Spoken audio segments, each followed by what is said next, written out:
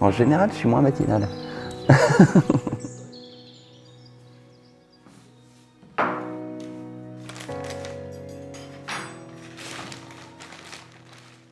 Entre passion et vocation, je sais pas exactement, de temps en temps, les termes se confondent. Mais ouais, il y a quelque chose de passionnant pour moi, il y a une vraie clé dans cette pratique.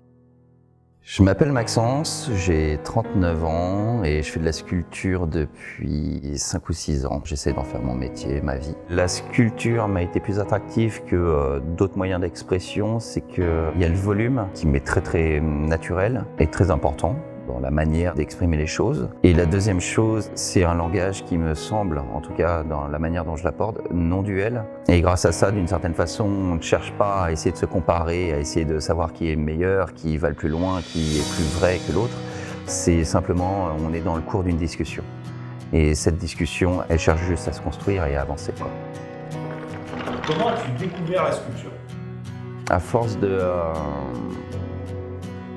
force d'échecs, je pense.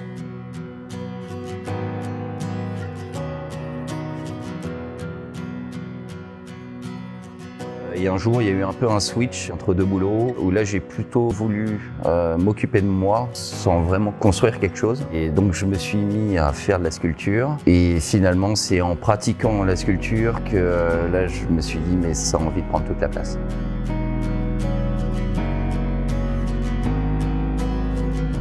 J'avoue que là, ça a plutôt été une surprise. Gros clap.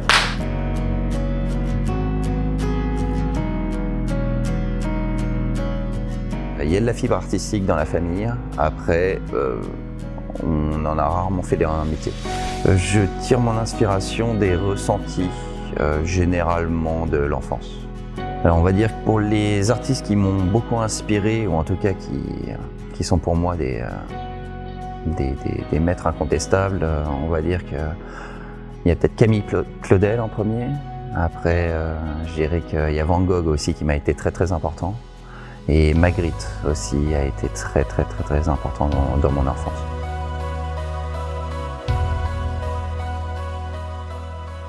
Alors, les sculptures entre elles ne cherchent pas forcément à exprimer les mêmes choses, mais on va dire qu'elles se rassemblent sur le même sujet.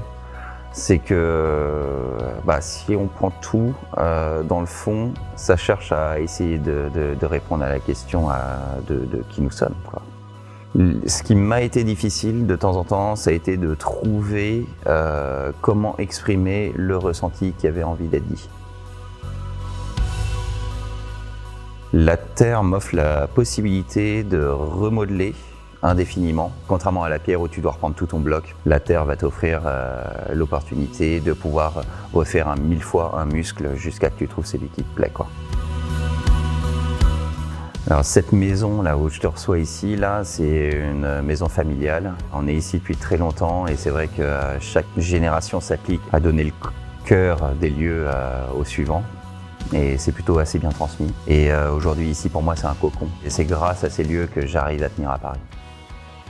Alors, la famille et les amis sont extrêmement importants pour moi. C'est un énorme équilibre. C'est d'une certaine façon mon activité, elle, me déséquilibre énormément sur beaucoup de points. Et la famille et les amis me permettent de rester accroché, on va dire, à une certaine réalité du monde.